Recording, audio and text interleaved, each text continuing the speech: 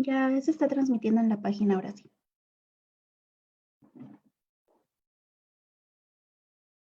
Y damos inicio a la ponencia del día de hoy. El Instituto Politécnico Nacional ESIA-Ticomán y la Organización Politécnica Estudiantil de Geociencias, OPEG, a cargo del presidente Edwin Uriel Hurtado González, el vicepresidente Alberto Morales Olvera y nuestras compañeras y miembros del OPEG, Malinali García, Rubí Viada y Melissa Zárate Sánchez, su servidora, les dan la más cordial bienvenida a nuestro ciclo de geoconferencias. El día de hoy contamos con la presencia del maestro en ciencias Gabriel Valtierra Jasso, quien nos dará una ponencia titulada El cuidado del medio ambiente y la geología. Muchas gracias por acompañarnos. A continuación haré lectura a su semblanza. Maestro en Geociencias y Administración de los Recursos Naturales e Hidrocarburos, con especialidad en Administración de Hidrocarburos por la Escuela Superior de Ingeniería del Instituto Politécnico Nacional, Químico Fármaco Biólogo por la Universidad de Bolívar. Experiencia en la industria farmacéutica, posteriormente se enfocó en el sector energético como catedrático del Instituto Politécnico Nacional, junto con sus consultorías para empresas privadas y del gobierno, tanto del giro de los hidrocarburos como de energías renovables, como Argegri, Cámara de Senadores, Nodus, Network Dynamics, diversos consorcios de gasolineros, Sintopria, entre otros. Ha sido asesor de la Cámara de Diputados y de la Cámara de Senadores en diversas legislaturas, enfocándose en temas referentes al sector energético, petrolero, energías renovables, medio ambiente, cambio climático y recursos hidráulicos.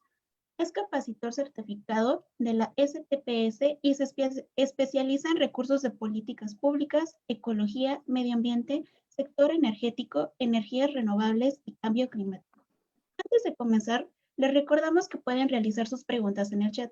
Gracias. Les cedo al público, ingeniero. Muchas gracias, Melissa. Un gusto estar con ustedes el día de hoy aquí, orgulloso de mis exalumnos y de mis alumnos también. Bueno, vamos a ver una exposición, una ponencia el día de hoy que titulé El cuidado del medio ambiente y la geología. Generalmente cuando asociamos las geociencias o el público que no es en el área asocia las geociencias, suele pensar en petróleo, en contaminación, minería, muchas situaciones que quizá puedan estar fuera de lo que es un aporte más, sobre todo el área de las geociencias.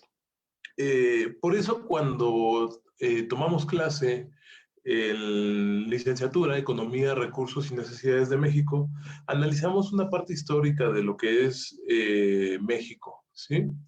La historia nos sirve para no atacar Rusia en invierno, por poner un ejemplo nada más, o no generar una dependencia completa de los hidrocarburos hacia un sector energético. Entonces, el papel que juegan las geociencias, la geología, dentro del medio ambiente o a la par o como parte de, es esencial y va más allá simplemente de hacer solo un estudio, de interpretar datos, va mucho más allá de eso y pues parte de mi tarea que siento como profesor de ustedes es esta parte, ¿no? Dar un poco más y pues que hoy quiero transmitir hacia el resto de las personas.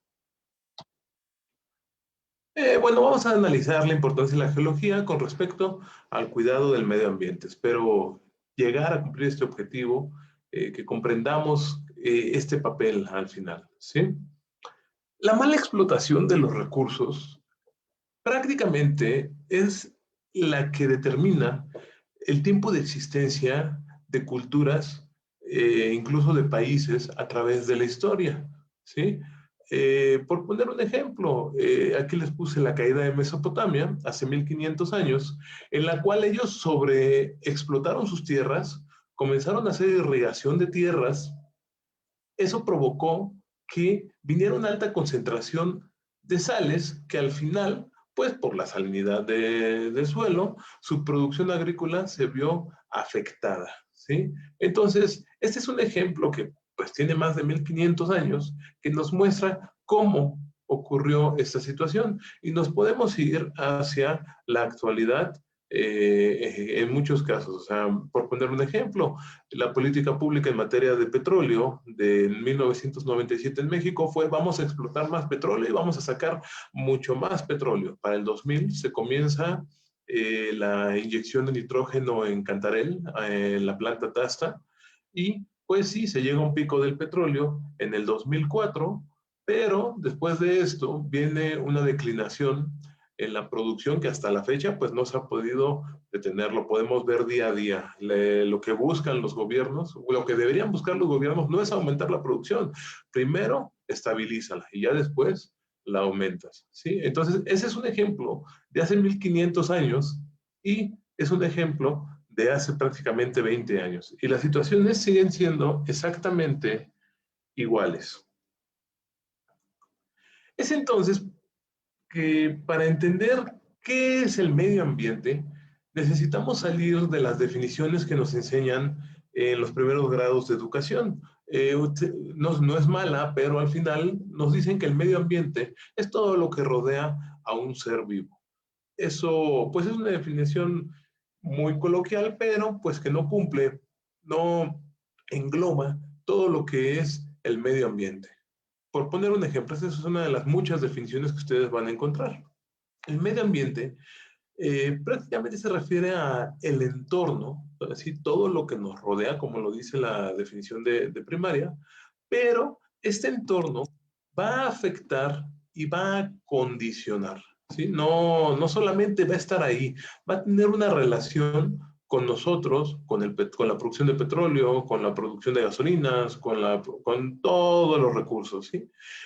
Que al momento que afecta y condiciona está directamente relacionado hacia las personas, hacia la sociedad e incluso hacia los animales. Y podemos poner más ejemplos. El etcétera no me gusta, pero bueno, ahí está. Nunca me ha gustado el etcétera.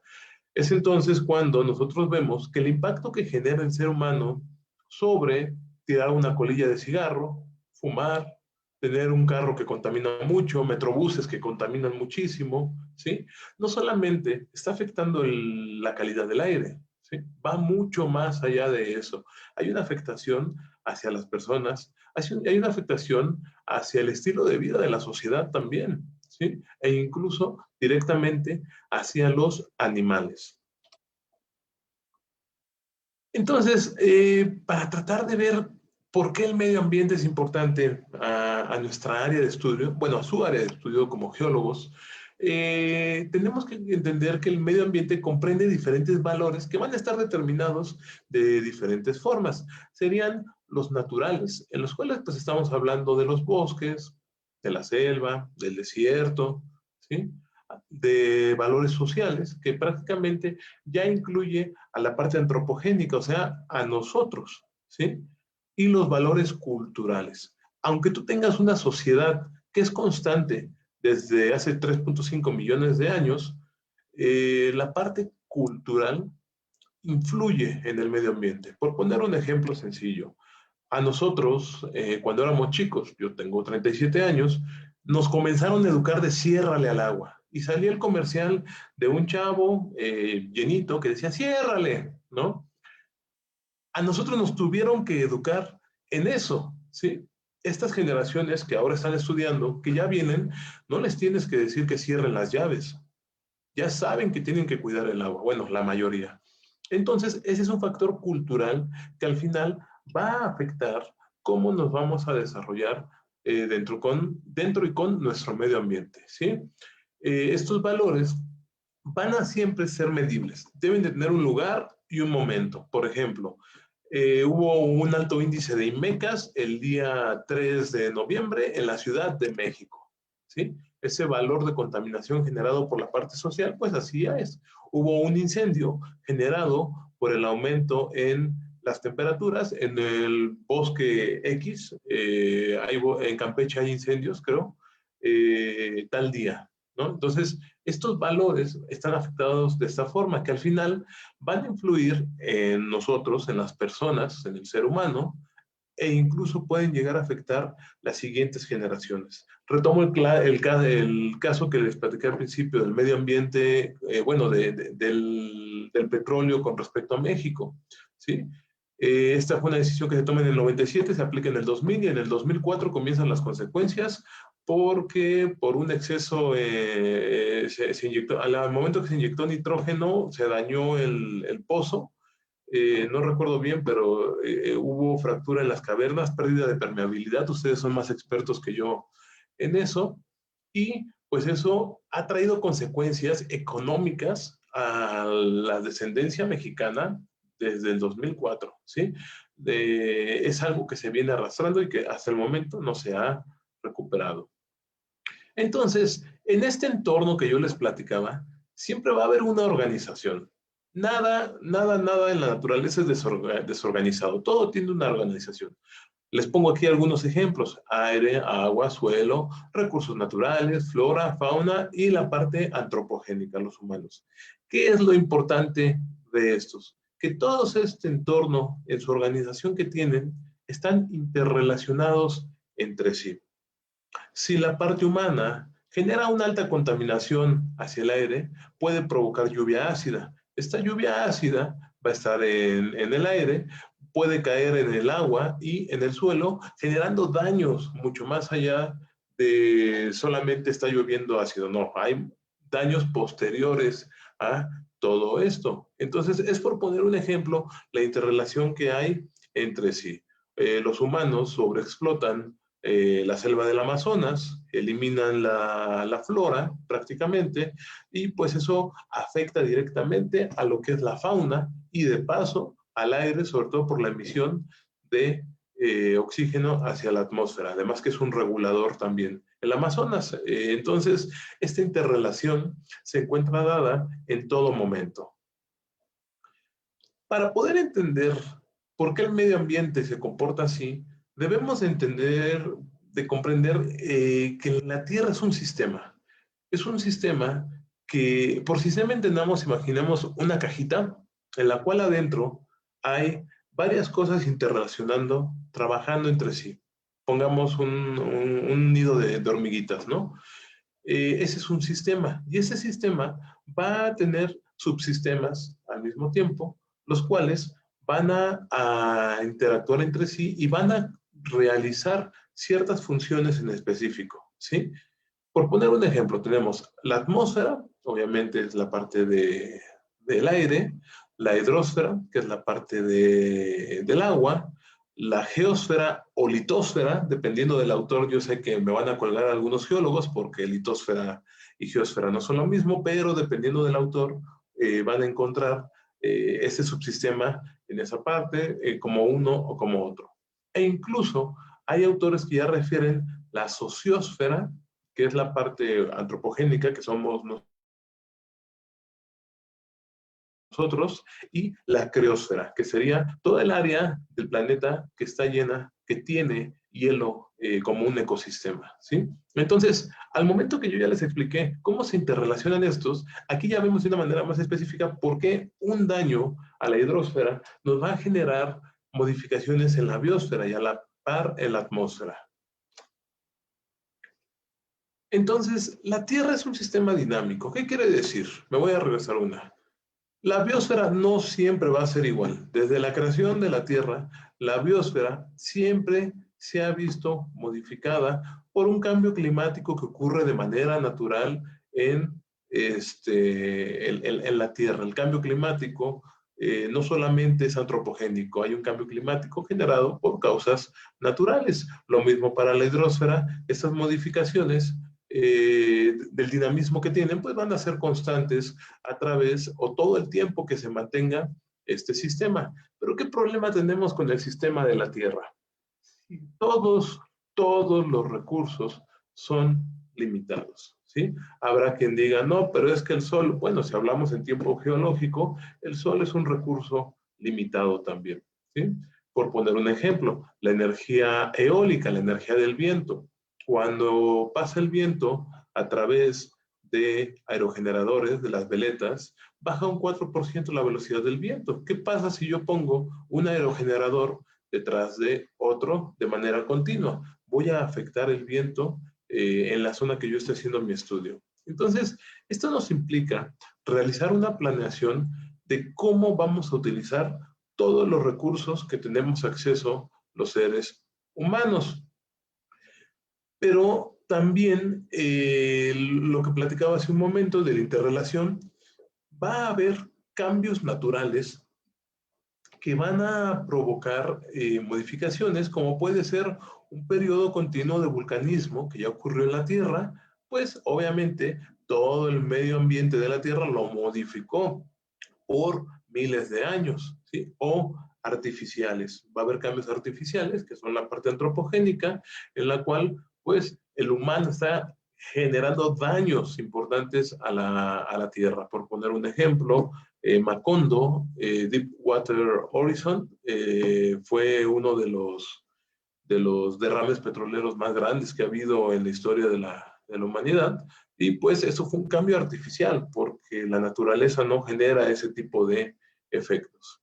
Y retomando la palabra de efectos, estos van a ser acumulativos, ¿sí? No quiere decir que yo contamino hoy y el próximo año empezamos de cero, ¿no? Porque imagínense, pues sería fantástico eso, ¿no? No es así. Los efectos son acumulativos.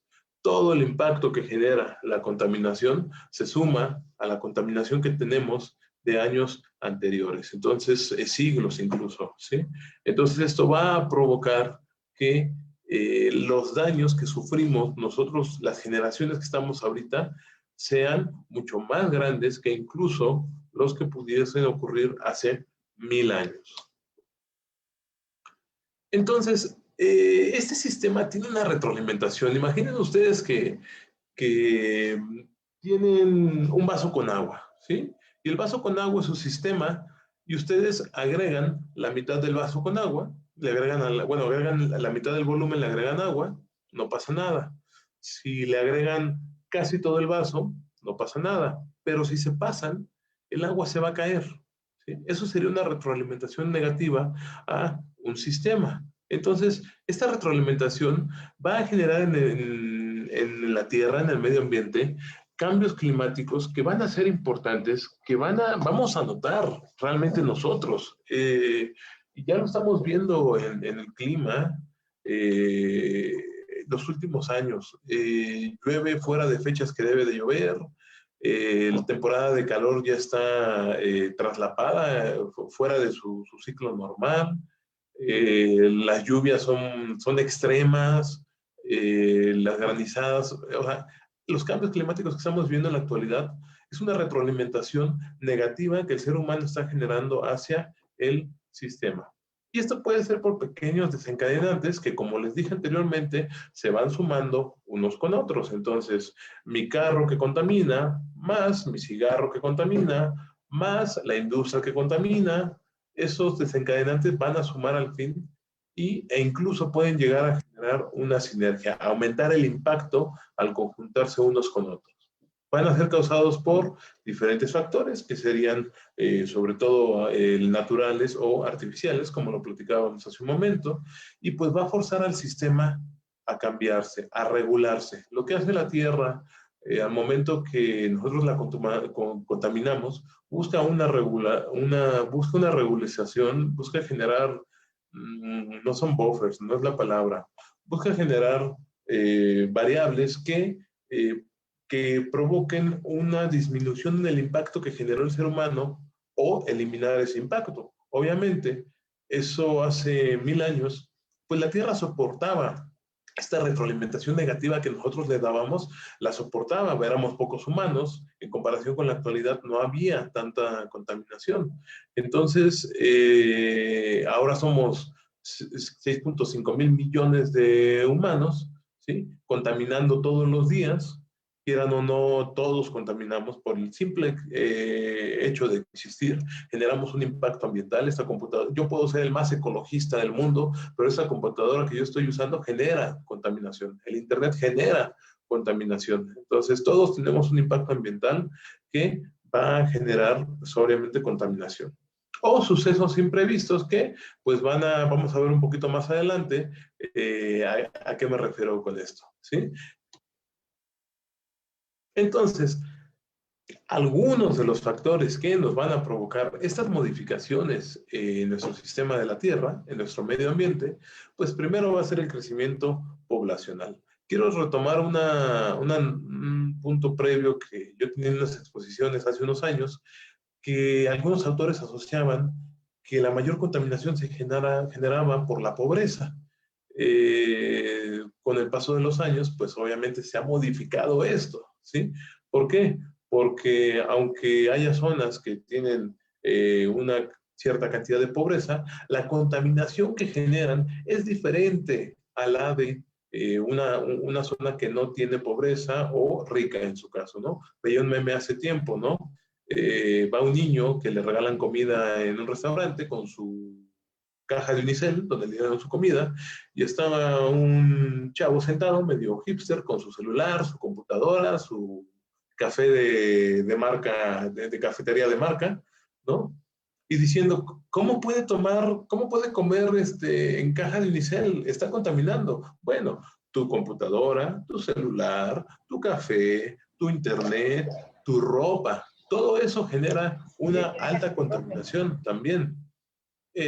También, pues la demanda energética, entre más humanos somos, más energía necesitamos, ¿sí? Electricidad, gasolina, para movernos, para poder existir como existimos en la actualidad. Sin la energía, la sociedad no estaría concebida como la conocemos en la actualidad, ¿sí?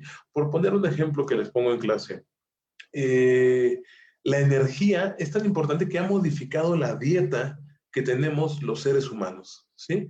Hace 1000 años no tenían la misma dieta que nosotros tenemos, no tenían la capacidad de guardar la misma cantidad de productos en un refrigerador, en un congelador y tanto tiempo. Había cámaras frías, es correcto, se usaba la sal, es correcto, pero no se guardaban de la misma forma los alimentos. La parte de la salud, pues imaginemos, no hay tomografías, ¿no? No sin electricidad, así de sencillo. Entonces, la demanda energética que se va generando, además de que crece por cada ser humano que nace, va a crecer por las necesidades de cada ser humano que genera el mismo. También tenemos el factor de la urbanización.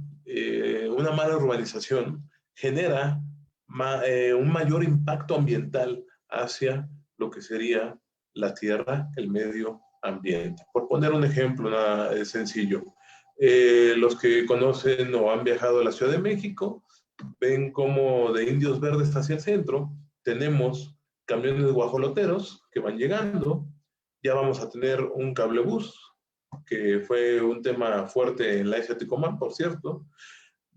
Ya tenemos un metro, ya tenemos camiones, ya tenemos taxis, todos sobre insurgentes, y no se da abasto a las necesidades de los usuarios de transporte.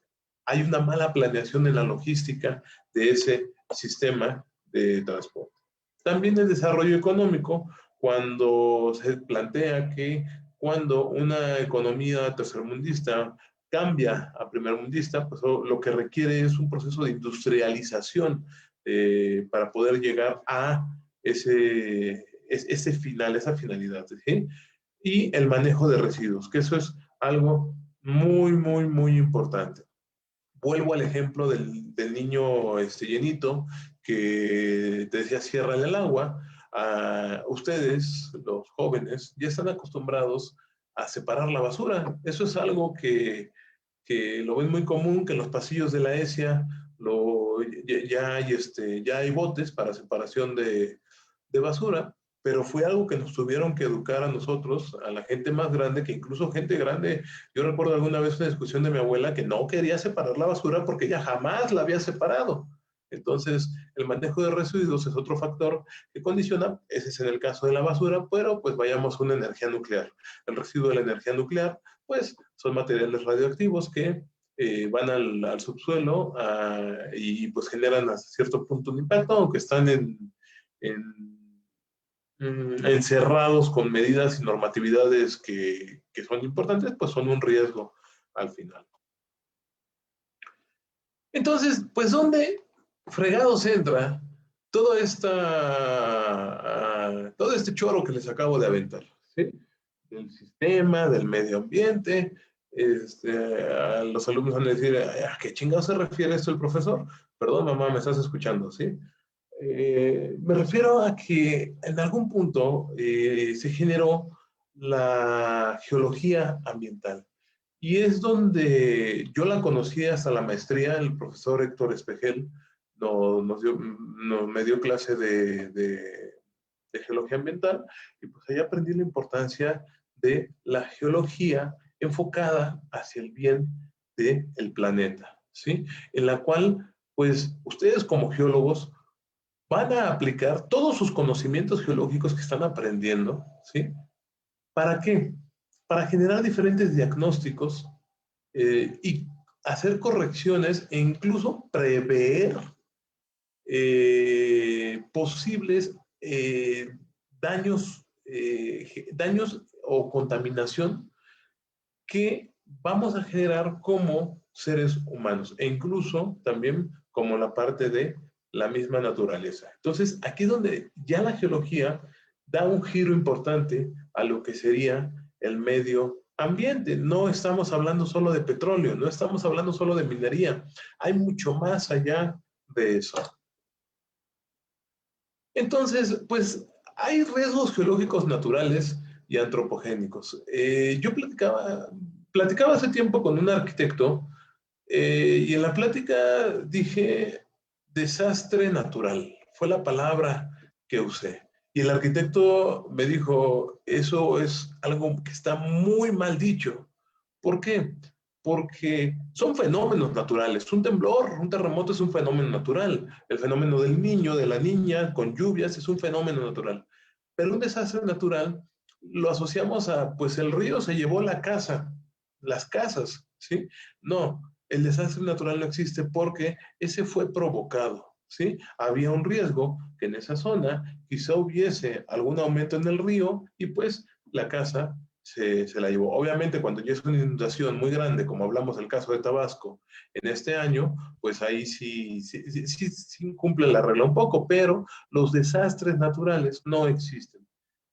Son fenómenos naturales. Entonces, entre los naturales, pues tenemos erupciones volcánicas, temblores, inundaciones, los deslizamientos de tierra que están ocurriendo sobre todo en las partes externas a la Ciudad de México. Hay deslaves importantes en las casas que están en los cerros, avalanchas, la erosión y los incendios.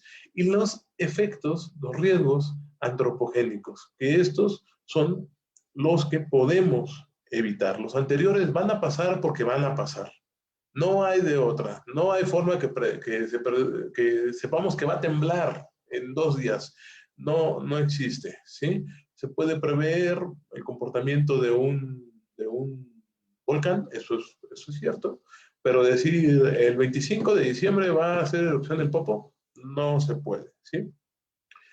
La parte antropogénica es algo que sí podemos mejorar, disminuir el impacto ambiental, la actividad humana, la vulnerabilidad de los terrenos, dónde estamos generando nuestros asentamientos, nuestra urbanización, ¿sí? Santa Fe está en lo que era hace muchos años rellenos sanitarios, y ha habido deslaves en la zona. ¿Por qué? Porque la zona está hueca, ¿sí? Eso es un efecto antropogénico de un terreno que es vulnerable porque nosotros lo hicimos así, y no solo lo hicimos así, nos fuimos a vivir ahí, bueno, se fueron a vivir ahí. La modificación o contaminación en los volúmenes y calidad de los niveles freáticos de las aguas subterráneas, pues también va a afectar, pues obviamente, el acceso al agua que nosotros tenemos. Recordemos que solamente el 2% del agua a nivel mundial es potable. Entonces, dañar los niveles freáticos, pues es así de sencillo. No vamos a tener agua para el consumo, que es esencial para la vida. La generación de tantos productos químicos. Cuando los primeros desodorantes para hombres de spray tenían clorofluorocarbonos, CFCs. se usaban de manera natural, no natural, se usaban como parte de la fórmula de estos desodorantes y pues años después se descubrió que el impacto que tenían esos CFCs sobre la capa de ozono eran bestiales, era un daño enorme, vamos a tomarlo más adelante. Las aguas residuales también, pues ya existen empresas que toda su agua la cambian o la modifican o le dan un tratamiento, valga la redundancia, a aguas tratadas. Pero en México, pues ahora que estuvimos en cuarentena, pues ya que nos dimos cuenta que el agua en Acapulco, en diferentes playas, estaba limpia, ahí pudimos observar y había fotografías de tuberías que dan directo al mar y pues que tiran aguas residuales que contaminan, que prácticamente nosotros estamos nadando, si no es que a un lado de algo químico que se está tirando, al lado sí de caca, ¿sí? Entonces, esas aguas residuales sí generan cierto comportamiento, cierto riesgo, mucho riesgo más bien. La minería, sobre todo cuando no lleva un proceso correcto de el proyecto, ¿sí? Hay minería que su impacto puede ser bajo en comparación con otro tipo de minería, pero que sí puedes disminuir tu impacto ambiental. Ya no estamos en la época de, no, los carros contaminan, fuera todos los carros, no puedes, ¿sí? Porque es parte del desarrollo económico y social de una sociedad, ¿sí? ¿Podemos hacer la transición a bicis? Puede que sí, pero cuando quise tomar la bici, no, yo vivía por Metro Vía de Cortés, eran 25 kilómetros a la S. Tecomán. No me veo haciendo 25 kilómetros para ir a dar clases y regresando 2, 3 veces al día. E incluso saliendo a las 10 de la noche de Alesia Ticomán para aventarme 25 kilómetros hasta Villa de Cortés, no hay forma. No. Entonces, es de tomar en cuenta. Y pues la manufactura. Lamentablemente tenemos recursos que en la actualidad contaminan más, pero generan más ingresos que el petróleo, ¿sí? Y me refiero a la industria de la moda. La moda tiene una alta contaminación en comparación con lo que sería la generación de vasos de plástico, derivados de la petroquímica, ¿sí? Y la moda es un recurso que técnicamente no necesitamos, ¿sí? Yo no necesito el último iPhone para poder vivir, pero lo voy a tener. Yo no necesito mi ropa de marca o la playera nueva de mi equipo favorito cada año para poder vivir. Más sin embargo, se compra, ¿sí? Más sin embargo, lo tengo. Entonces, esa moda genera también altos índices de contaminación. Va a haber valores, como yo les decía, variaciones que pues son ajenas al ser humano. Que hagamos lo que hagamos, van a ocurrir sí o sí. Por ponerles 6 ejemplos nada más. La actividad solar es una de las causas por las que podemos tener un aumento en las temperaturas. Una llamarada solar no podemos controlarla. La tectónica de placas, pues también es parte de lo que nos va a provocar temblores, modificaciones en los continentes, de como los conocíamos en la Pangea a la actualidad, pues son muy, muy, muy diferentes. La circulación oceánica, que prácticamente esta circulación oceánica es la que regula la temperatura en parte de la Tierra y pues esto nos va, no hay forma de cambiarla, de modificarla. Bueno, con un impacto ambiental muy fuerte en la contaminación, quizá pudiésemos cambiar los flujos de la circulación oceánica, pero es quizá, el impacto no se puede saber cuánto es. La composición atmosférica, esa sí puede modificarse, sobre todo en zonas como es la Ciudad de México, que estamos en un área donde estamos adentro de un huevito y pues que no permite la salida, pero de manera general a nivel mundial, en la Tierra no podemos. Los polos magnéticos e incluso pues no podemos controlar los meteoritos, ¿sí? Bruce Willis no nos va a salvar el día que venga un meteorito hacia la Tierra. Y pues si no me creen que los meteoritos hacen modificaciones al cambio a la Tierra, pues pregúntenle a Pie Pequeño, ¿no? Pie Pequeño realmente en algún momento ha de haber salido en algún barril de petróleo, por ahí salió Pie Pequeño.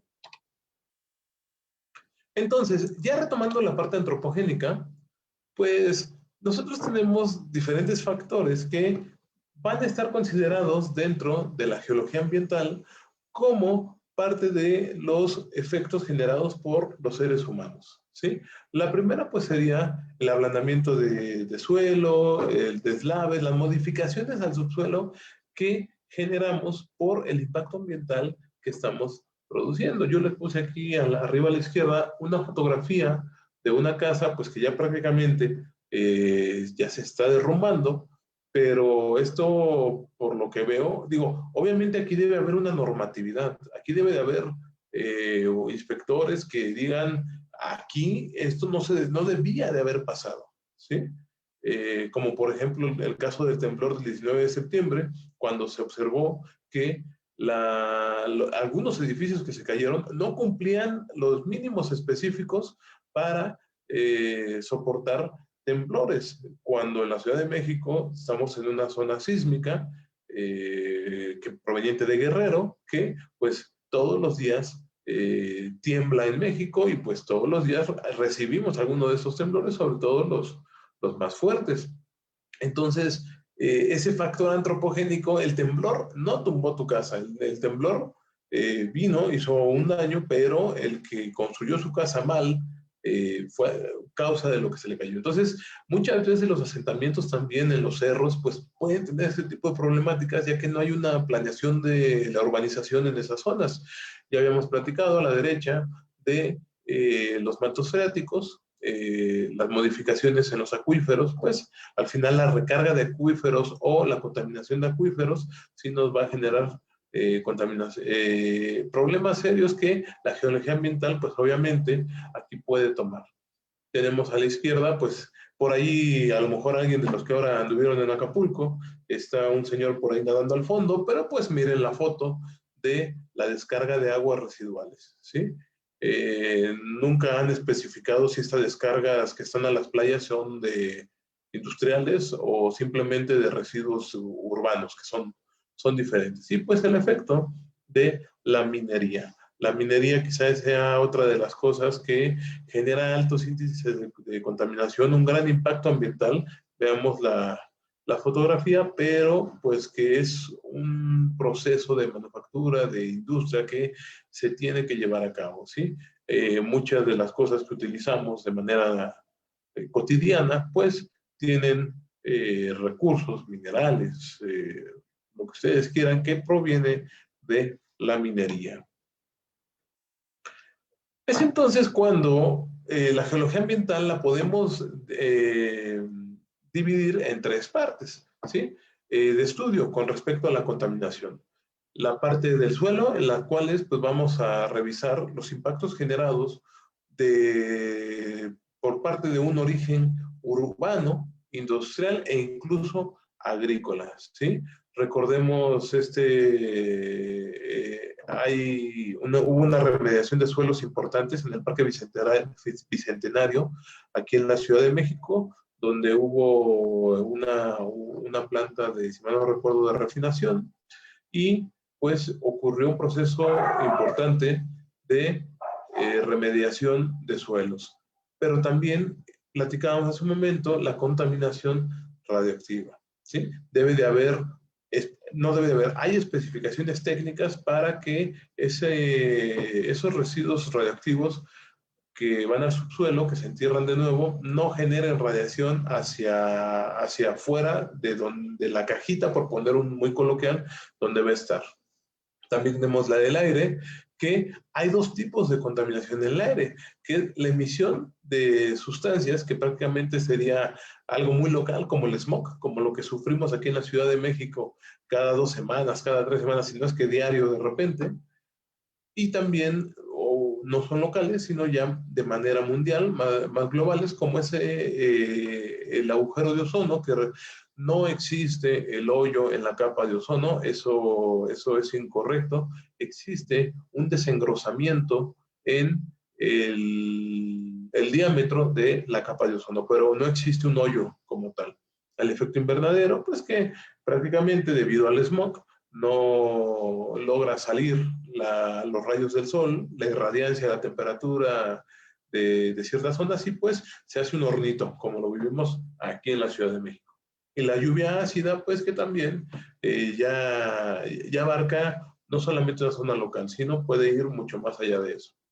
Pero también tenemos contaminación con formas de energía en específico, como puede ser la contaminación acústica, la lumínica, la electromagnética y pues todo lo que es teléfonos generan contaminación, pero bueno, no estoy tan convencido de esa parte, pero bueno, la lumínica sí genera aumento en la temperatura de ciertas zonas. Entonces, ese aumento de la temperatura, si lo trasladamos al efecto invernadero, pues sí puede ampliar o no es maximizar, sino que tenga un mayor efecto al final, que quizá un aumento de 1 o 2 grados, si tú pones la parte lumínica, puede aumentar incluso más, y pues las afectaciones son importantes.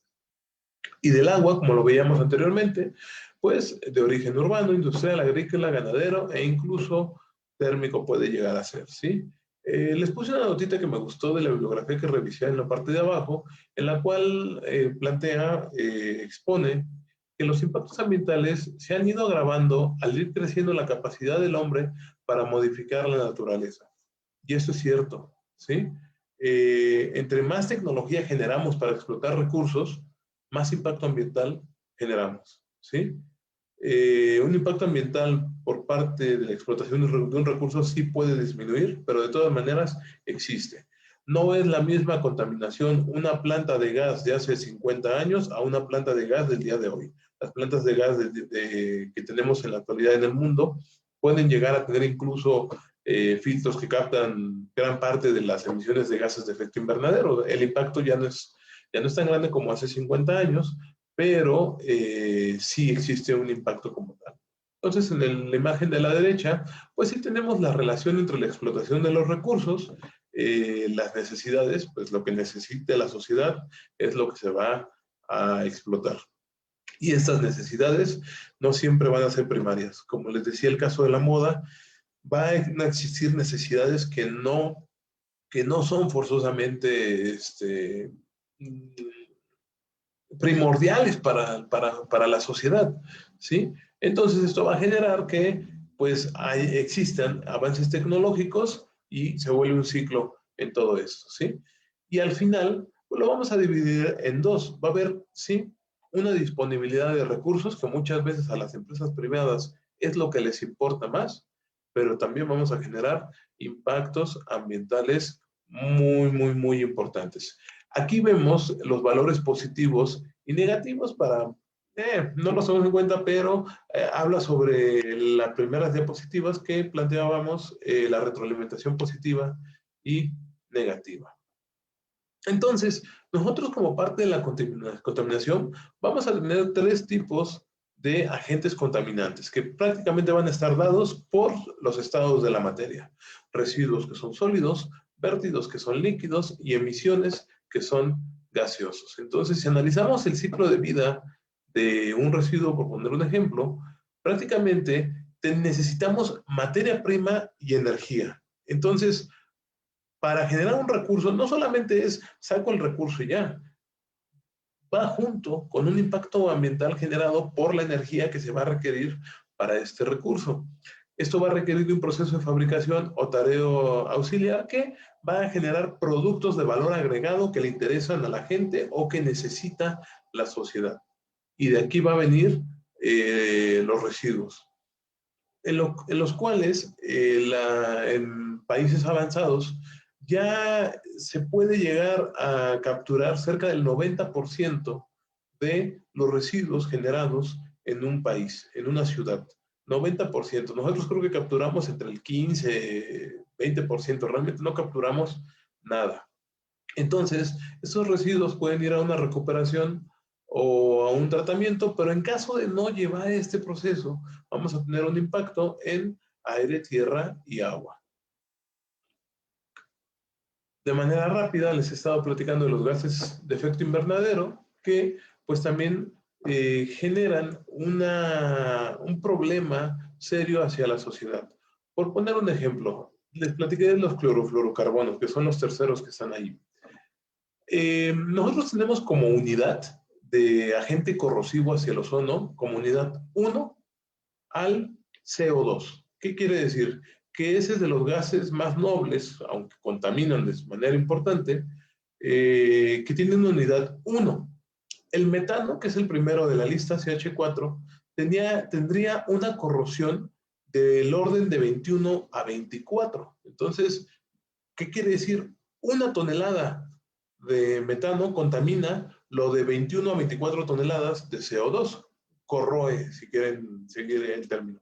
Pero con los clorofluorocarbonos, el orden se va de 1000 a 2000. Por eso, la prohibición que se genera, y aún así, todavía existen desodorantes que utilizan los clorofluorocarbonos que tienen una corrosión de 1000 a 2000 con la capa de ozono. Y pues también tenemos los NOx, óxidos nitrosos, el azufre, S2, e incluso el vapor de agua también puede generar el efecto invernadero. Por poner un ejemplo de la minería, en un modelo ideal en el que nosotros vamos a estar preocupados por el proceso del impacto ambiental que vamos a tener, ¿sí? Se tiene que prever el impacto, ¿sí? Antes y durante las labores de exploración y explotación, ¿sí? No solamente cuando ya estoy sacándolo, empiezo a cuidar el medio ambiente, no. Desde que yo estoy comenzando a ver dónde voy a explotar, tengo que analizar qué es lo que está pasando, si estoy generando algún daño ambiental. ¿Y por qué voy a esto? Un compañero de la maestría hizo una tesis, tenía su tesis en la cual hablaba de una mina que querían hacer en Guanajuato. Comenzaron los procesos de exploración, iban a empezar ya la explotación y el pueblo de donde estaba la mina se les fue encima, tomó las instalaciones y les dijeron, vamos a cerrar la mina porque miren, estos niños, y sacaron a los niños, a los bebés, están saliendo deformes por su mina. Esto nos lo platicó un día de la semana. Nos dijo que nos iba a nos iba a platicar cómo iba su tesis. Y pues resulta que hizo estudios de suelo, estudios de aire, estudios de agua y no encontró por qué salían los niños con problemas de salud o con deformidades. También llegaron a salir.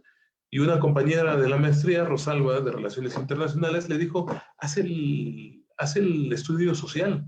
Puede que ahí encuentres qué está pasando.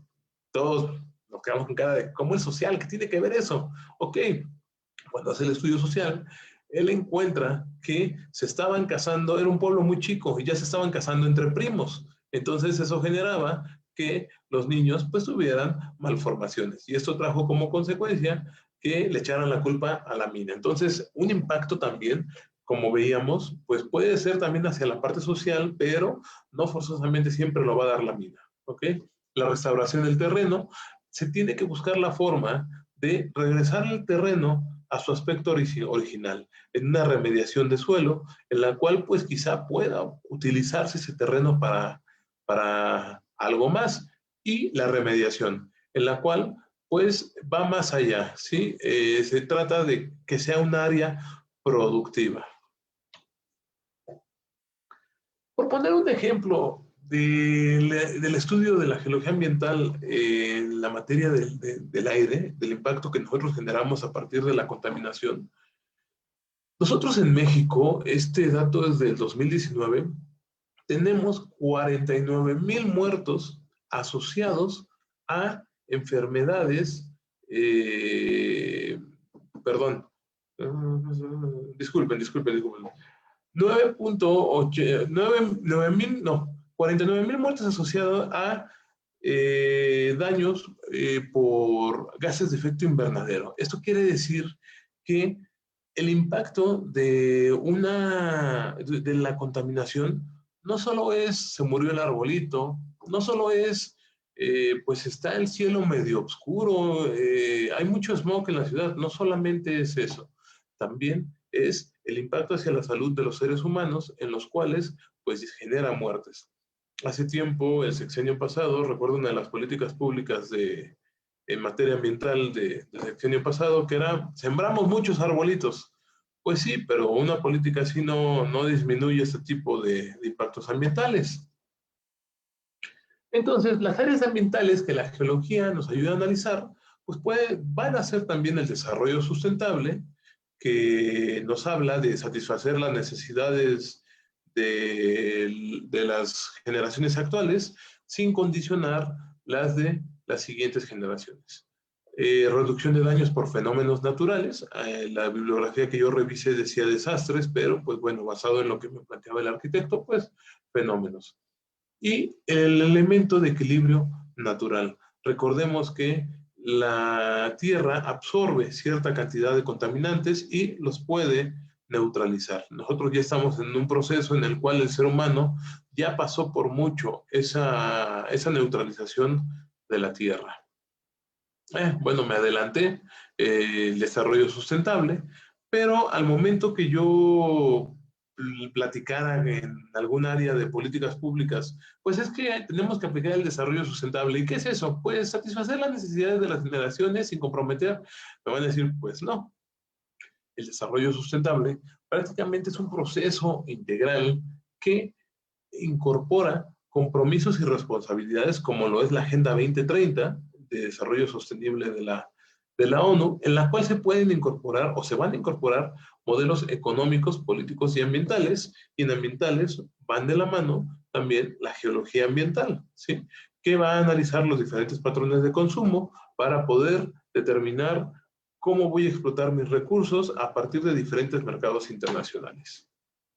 Entonces, la sustentabilidad nos plantea de manera rápida tres ejes principales. Estaríamos hablando del eje de la sociedad, el eje de la economía y el eje del medio ambiente. Todos esos están interrelacionados entre sí. Cuando Trump se sale del Acuerdo de París, prácticamente comienza a negar el cambio climático, los procesos de políticas de desarrollo sustentable y pues elimina en este esquema, en este modelo, el ambiente y pues da prioridad a la sociedad y la economía. Pero si tomamos en cuenta que el ambiente también me puede generar muertes en los seres humanos, impactos en la infraestructura de la urbanización donde están viviendo, pues fue un acto de responsabilidad lo que hizo este señor. Entonces, basado en esto, van a existir condiciones del desarrollo sustentable que nos dicen que ningún recurso renovable debe utilizarse a un ritmo superior al de su generación. Hay una creencia muy mala, bueno, hay muchas creencias muy malas, sobre todo en los gobiernos, como decir que las fuentes alternas de energía son caras, pero se cree que un recurso renovable siempre va a ser renovable, y no es así. Un recurso renovable, por una sobreexplotación, lo podemos volver no renovable, ¿sí? Si yo pongo mis plantas hidroeléctricas para generar electricidad a partir de ríos y sobreexploto los mantos freáticos o los ríos que están surtiendo, pues mi recurso renovable para generación de electricidad va a dejar de serlo porque ya afecté el ciclo del agua en algún punto y pues mis volúmenes de agua que son llevados en el ciclo, pues van a disminuir, ¿sí? Ningún contaminante deberá producirse a un ritmo superior al que pueda ser reciclado, neutralizado o absorbido por el medio ambiente. Era lo que les platicaba hace un momento. Tenemos que buscar la forma de generar el menor impacto ambiental para que la Tierra en sí sola logre disminuir o neutralizar toda la contaminación que generamos. Sí, pues el último sería ningún recurso renovable no deberá aprovecharse a mayor velocidad de la necesaria para sustituirlo por un recurso renovable utilizado de manera sustentable. Disculpen ahí el sostenible. ¿A qué se refiere? Por ejemplo, la demanda energética por el crecimiento de la población. Cuando nosotros tenemos este tipo de demanda, va a llegar un momento, el petróleo no se va a acabar hoy ni mañana, es una responsabilidad decir eso. El petróleo, no podemos dejar de ser dependientes del petróleo, eso es un hecho, pero en la generación de electricidad, como cada vez somos más, va a llegar un momento en el que el petróleo no va a lograr surtir la demanda de electricidad que requerimos la sociedad, ¿sí? Aunque tratemos de utilizar la menor cantidad de electricidad, entre más seamos, va a llegar un momento en que no se va a poder. ahí es donde las fuentes alternas de energía pueden complementar o sustituir estos valores. Entonces, los recursos geológicos al final, como son yacimientos, recursos hídricos, la parte de la geología ambiental y la ingeniería geológica, nos van a ayudar al aprovechamiento del medio físico, ¿sí? Platicábamos de las minas.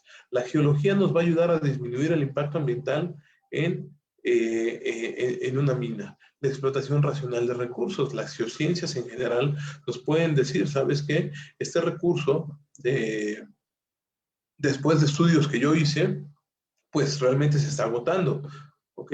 Y la sustentabilidad.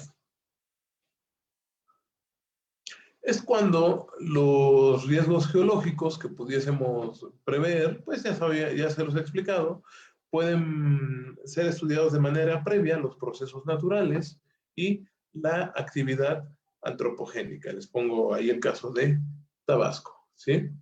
También nos ayudan en la vulnerabilidad que vamos a generar hacia el medio físico. Van a analizar los geólogos el impacto ambiental que estamos generando junto contaminación de suelos e incluso la erosión, que también es parte de un proceso que aceleramos los seres humanos. La parte de la geología nos va a ayudar en todo esto.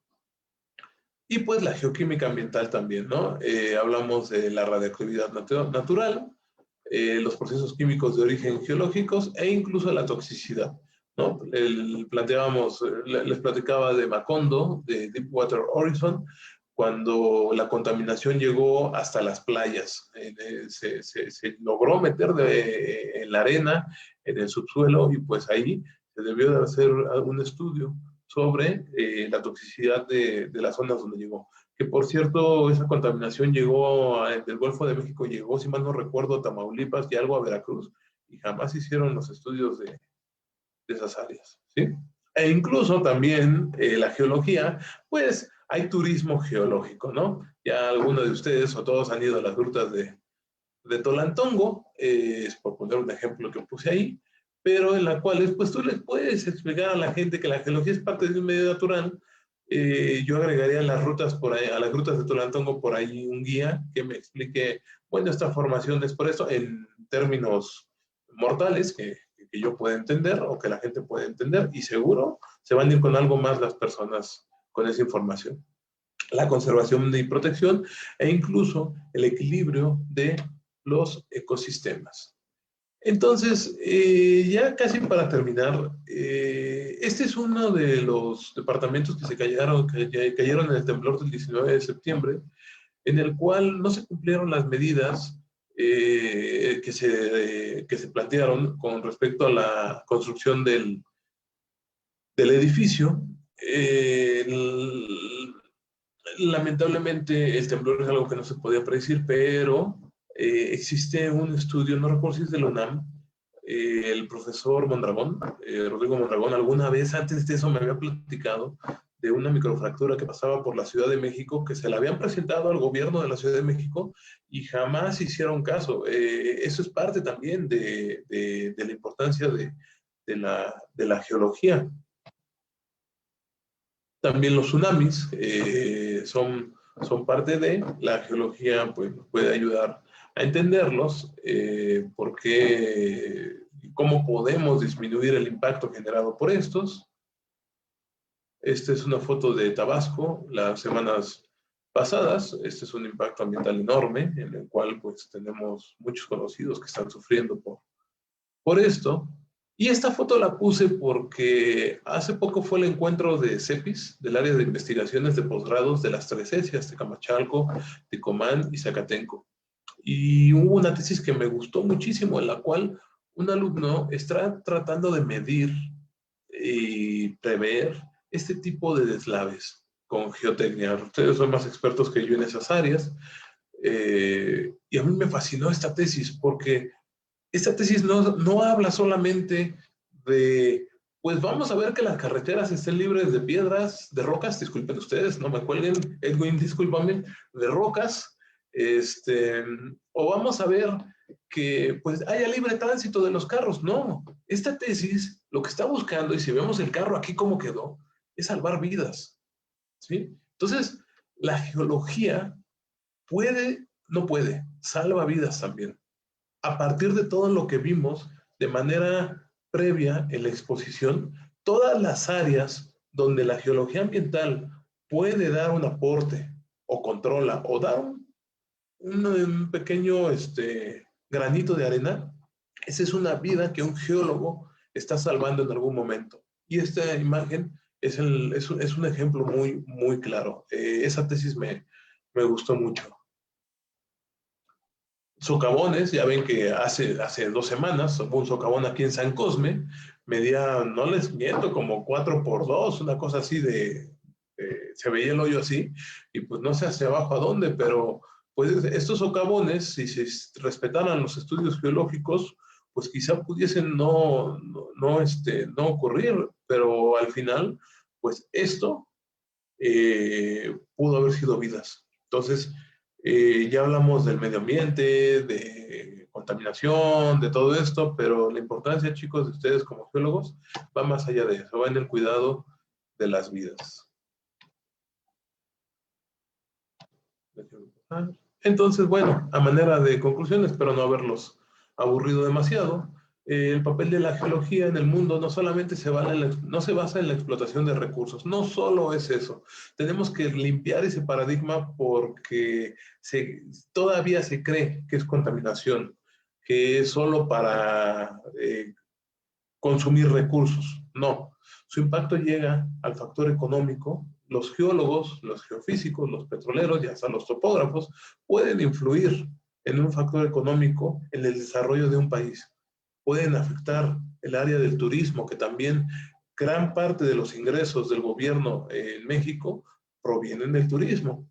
¿Sí? Pueden apoyar al cuidado del medio ambiente y, más importante, salvar vidas. Si solamente puse vidas, había puesto vidas humanas, pero lo quité, ¿no? ¿Por qué vidas? Vimos al perrito que rescataron en Tabasco, que ya lo volvieron perro para los militares. Les puse una foto en la cual el perro está todo inundado y está viendo en la calle. Entonces, no solo pueden salvar vidas humanas, pueden salvar vidas animales. Esta es la importancia que ustedes tienen como geólogos en la vida diaria, pues de todas las personas. Ahí está una pequeña bibliografía. Y pues sería todo, Edwin. No sé si haya preguntas. O Melissa, creo que Melissa. Disculpa. No se preocupe, profesor. Gracias por su conferencia y vamos a darle lectura a las preguntas que han hecho.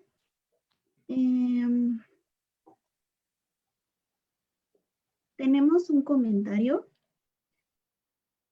Ángel Sosa comenta, en este planeta se le dio más importancia a la explotación de los recursos naturales renovables y no renovables que a la reducción del mismo impacto ambiental y el entorno donde nos encontramos.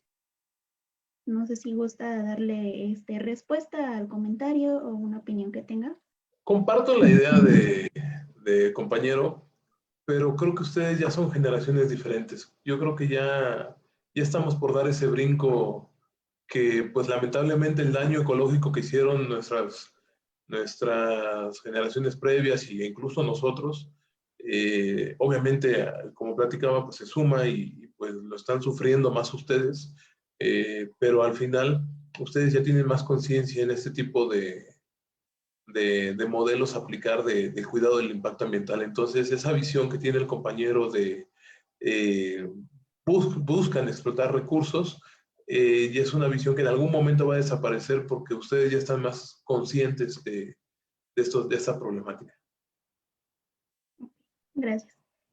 Ángeles Cruz igual nos da un comentario y dice, en tema urbanización, si se aplica el ordenamiento ecológico territorial para el uso del suelo en Tizayuca, pero siempre hay un pero. Los asentamientos irregulares son desgraciadamente quienes no conocen de normas y se evade tristemente.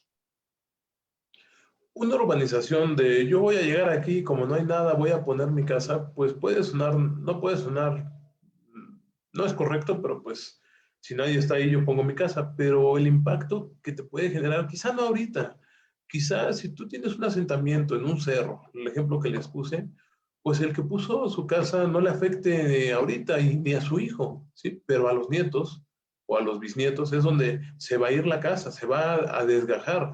Lo vimos con el temblor del 19 de septiembre, en la zona de Xochimilco, allá por, creo que era Santiago, no recuerdo el nombre de la zona, se desgajaron cerros con casas, ¿no? Casi no hubo en las noticias, pero logramos llegar mi esposa y yo al área para llevar víveres y pues eso se pudo haber previsto, no lo puedes evitar. Y el geólogo, ahí es donde el gobierno debería decir, este estudio de Melissa Zárate dice que aquí se puede ir el cerro, tenemos que reubicar de manera urgente a las personas porque ya vimos lo que pasó el 19 de septiembre con un terremoto. Gracias. Montserrat Asunción da una pregunta y dice, respecto a cuidados del medio ambiente, ¿qué postura es la correcta o se debe tener respecto al fracking? ¿Respecto a qué, perdón? El fracking. Uy, fracking, qué difícil tema. Yo creo, el fracking, si no se genera bajo una normatividad correcta, puede generar contaminación de mantos freáticos, que es lo que hemos visto sobre todo en diferentes cortometrajes. Creo que es Vaca Muerta, uno de los pozos que tuvo ese tipo de problemática, que abrían la llave y le prendían fuego al agua y se prendía el agua, ¿sí? Pero el fracking con una normatividad y con una aplicación correcta, hasta donde yo tengo entendido, el impacto ambiental no es tan grande. Sí hay un impacto ambiental, obviamente, porque estás haciendo microexplosiones en el subsuelo, no genera temblores, eso es un hecho, pero creo que con una correcta regulación, con un correcto análisis del suelo donde tú vas a realizar el fracking, puedes decir, de acuerdo a las características de mi subsuelo, no va a haber un impacto que yo tenga una irrigación de los químicos que voy a utilizar. Por la parte del agua ya es otra cosa, porque sí, son miles de millones de galones los que se tienen que utilizar para un solo pozo y la problemática es que, hasta donde yo tengo leído, requiere de ser agua potable. No puede ser agua tratada, no puede ser agua de mar, tiene que ser agua potable con ciertas características que, bueno, pues eso es una problemática. En el caso de México y de algunos países, las zonas con gas shale coinciden que son zonas con alto estrés hídrico, que hay poco acceso al agua. Entonces, imaginen ustedes, voy a dar prioridad de miles de millones de galones para un pozo en lugar de surtir el agua para la población que tengo en esa zona. Entonces, por la parte del agua, yo sí considero que hay una problemática, hay un impacto ambiental porque el agua no se puede recuperar, sí queda contaminada, pero por la parte de la irrigación o la ruptura en el suelo y generar una contaminación que vaya más allá del mismo pozo, es más que nada por normatividad y unos correctos estudios. Gracias, ingeniero. Tenemos otra pregunta.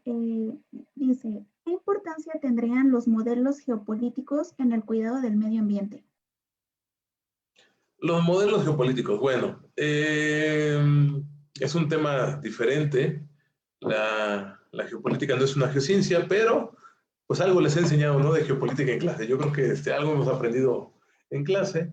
Un modelo geopolítico prácticamente nos puede dictaminar qué tipo de recurso vamos a utilizar, ¿sí? Vamos a tomar la geopolítica de Mackinder, que nos habla de que quien controle la zona del pivote, que sería la zona de Rusia, junto con una parte de Asia, va a controlar la zona del meridiano, que es Europa, es la parte sur de Asia y Japón. Y quien controle esa zona va a controlar el resto del mundo. Un ejemplo muy sencillo, se los ponía a sus compañeros la semana pasada, es con respecto al control de un recurso, Rusia surte de gas a Europa. ¿Sí? La geopolítica de Rusia es el control de los ductos para llegar a dar este recurso, este gas a los países europeos. Por eso Estados Unidos va y se mete en su geopolítica de que ellos van a salvar al mundo, doctrina Monroe, destino manifiesto, porque ellos tienen la obligación y el poder divino de salvar al resto del mundo. Van a Ucrania, Crimea, a meter mano para ayudar a esos pobres países que están sufriendo el embate de Rusia, ¿sí? Cuando la realidad simplemente es porque en Crimea y Ucrania pasa un gasoducto que surte a Europa. Esa es geopolítica basada en un recurso de hidrocarburos de gas. Entonces, sí afecta a la geopolítica en un modelo de explotación de recursos. Debe de ir de la mano con un modelo geoeconómico a la par, porque la geopolítica no es una ciencia exacta, es una ciencia interpretativa, y solo con interpretaciones no puedes explotar un recurso, ¿no? Imagínense, pues puede que por ahí abajo haya petróleo. No, tienes que hacer un análisis en el cual va a haber. Entonces, sí le afecta a la geopolítica, y bueno, sería todo. Gracias. Natalia Guijosa pregunta, ¿cuál es su postura respecto al proyecto del Tren Maya y sobre el impacto ambiental que tendrá en el medio ambiente? Oh, bueno, Tren Maya. Yo considero, no tengo conocimiento de los estudios de impacto ambiental que se hicieron. Todo lo que yo sé es por noticias, pero para poderte dar yo una idea, una conclusión, pues tendría que ver los impactos ambientales los estudios que se hicieron de impacto ambiental, ¿no? No sé si sea correcto, no sé si esté bien, pero les pongo un ejemplo. En Panamá tenemos un paso en el cual, pues, atraviesan los barcos de la zona del Pacífico a la zona del Atlántico. Prácticamente es enorme y no ha habido afectaciones con el medio ambiente en esa zona. Entonces, a lo que voy, cualquier proyecto de infraestructura que tú generes te va a generar impacto ambiental. Eso es un hecho. Disminuir, como el caso del ejemplo que les puse de las minas, este impacto ambiental debería ser lo que esté buscando el gobierno. No simplemente, pues el impacto ambiental dice que que no voy a desmadrar el ecosistema. No. El impacto ambiental dice que no va a haber repercusiones, pero yo como gobierno voy a buscar que estas disminuyan en caso de que se aplique el proyecto. Pero repito, tendría yo que ver los análisis, las mías de impacto ambiental para poder llegar a una conclusión. Gracias. Aló Santiago, creo. No, Aló Mexan pregunta, ¿tenemos la oportunidad de proyectar situaciones futuras con un margen de daños menores para nuestro planeta y remediar los daños causados? Bueno, pueden contestar más bien. No, pero es correcto lo que dice. La historia de eso nos sirve, chicos. La historia nos brinda la posibilidad de aprender de nuestros errores pasados, ¿sí? Y nuestros errores pasados fue que no cerráramos las llaves del agua para lavarnos los dientes, para lavar los trastes, ¿sí? Eso provocó que disminuyera la capacidad de agua de carga hacia las ciudades, ¿sí? Entonces, es correcto lo que él dice. La historia nos va a ayudar en esta parte. Y repito, querramos o no, al momento que un geólogo hace un estudio, está viendo la historia de la Tierra. Entonces, también hacen historia ustedes. Gracias. Edwin Hurtado hace una pregunta. ¿Qué opinión tiene respecto a los acuerdos de París y la aplicación en México? ¿Y qué opina de la gestión del cuidado del medio ambiente por parte del gobierno mexicano? Creo que personalmente el Acuerdo de París, aunque es un buen proyecto, me gustaba más el protocolo Kioto. Tenía más metas, más líneas de acción para trabajar, pero el Acuerdo de París es un acuerdo que esté escrito como en carta y que pues puede ayudar, pero desde un punto de vista de aplicación, creo que el Acuerdo de París le falta un poquito más, como puede ser la Agenda 2030 de la ONU, que sí nos trae tantos puntos para trabajar, nos trae tantas metas, tantas líneas de acción, cómo corregir errores y todo esto. Entonces creo yo que aunque es bueno el Acuerdo de París, hay acuerdos o protocolos que todavía son mejores. Y Cuando revisé el primer documento de cuidado del medio ambiente del Plan Nacional de Desarrollo de México, de este sexenio, traía un apartado, y ahí sí les afecta a ustedes geólogos, no he leído el de ahora, traía un apartado en el cual nos hablaba del cuidado del medio ambiente, en el cual se hará énfasis en el cuidado del aire y del agua, y saca el suelo, el subsuelo. Al final eso es un error que yo planteé cuando estuve en el Senado, pero pues que así se quedó, ¿no? Entonces, desde un punto de vista ambiental, la eliminación del cuidado del subsuelo, del suelo, nada más porque no lo vemos, es una mala política pública y está muy, muy, muy, muy mal. Desde un punto de vista, pues imaginemos si hablamos que solamente vamos a explotar hidrocarburos porque las energías renovables son caras y, y pues vamos a tomar solamente petróleo, pues el cuidado al medio ambiente en la parte del aire, de la atmósfera, pues no está ocurriendo, ¿no? Tenemos medidas que simplemente son incorrectas, como el hoy no circula en la Ciudad de México, en la cual no vas a circular los viernes. Ah, ok, entonces lo que hace la gente es que tiene dos carros, uno que circula el viernes y otro para el resto de los días. Entonces, son políticas mal aplicadas. Cuando pusieron el límite de velocidad de 80 kilómetros por hora, de 50 y de 20, Mario Molina, paz descanse, sacó en su organización que tiene, en su centro de estudios, que las velocidades que ellos habían planteado con respecto a los motores que tenemos en el parque vehicular en la actualidad, contaminan más esas velocidades que otras. Y pues se ignoró el dato, se continúa con eso. Entonces, lamentablemente hay un parteaguas en una separación entre la academia, el área científica, la que estudia, ustedes, los geólogos, y algunas políticas públicas. La recomendación sería pues que se elimine esto, ¿no? Porque como ya vimos, Edwin, como ya les expliqué, no solo es, oye, aquí se pueden caer, deslavar esto, no, son vidas. Gracias, ingeniero. Y bueno, creo que ya son todas las preguntas.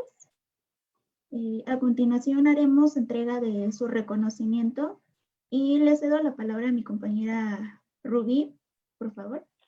Sí, gracias, Melissa.